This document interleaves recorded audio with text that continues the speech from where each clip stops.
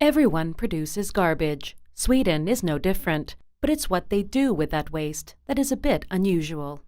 Swedes produce a fair amount of waste, approximately 460 kilos per person and year, which amounts to 4.4 million tons every year. Less than 1% goes to landfill, and the rest is about 50-50 recycled and energy recovery. With recycling and sorting of garbage a way of life, Sweden is able to convert much of its waste into energy. With its 32 incineration plants, Sweden is considered the world leader in the field of waste to energy, or energy recovery. In Helsingborg, in the south of Sweden, about 40% of households get their district heating from garbage incinerated at the brand new Filborna plant. The waste that we use here comes from two main sources, the households and industrial waste. It is sorted, meaning that scrap metal, foodstuffs, glass, etc. has been sorted prior to incineration here. A good number to remember is that 3 tons of waste contains as much energy as 1 ton of fuel oil. So there's a lot of energy in waste. In Sweden we incinerate 2.2 million tons of household waste in these plants every year. Despite the millions of tons of garbage produced by the Swedes, the plants have an overcapacity. This has led to an interesting business for Sweden, the importing of waste from other European countries. Waste today is a commodity in a different way than it has been.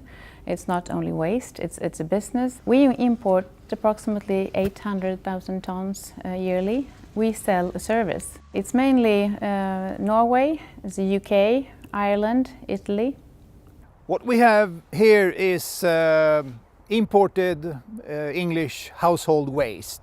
Each one of these weighs about 700 kilos, which corresponds to 200-250 kilos of fuel oil in energy terms. So there's a lot of energy here.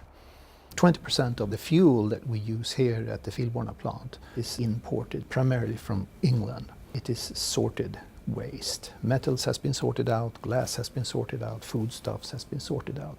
The English authorities, the English government is increasing taxes on landfills every year. So there's a pressure on finding other solutions than landfills in England. It seems like a win-win. Good business for Sweden and less landfill in Europe. But it's not without controversy. What about the environmental impacts of waste to energy? Is this clean energy? Well, it depends on how you look at it. Compared to the alternative of landfill, this is a much better solution. Having said that, all incineration of waste must be done in a proper manner. We are at half of the levels that are actually permitted. So we are far below the emission levels that the authorities has demanded from us. In a European perspective, every year some 150 million tons are landfilled every year throughout Europe. So there are huge amounts of waste.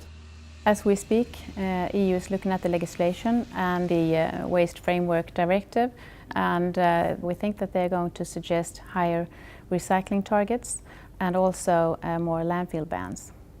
I think in the long run, the world needs to produce less waste. The world has a garbage problem.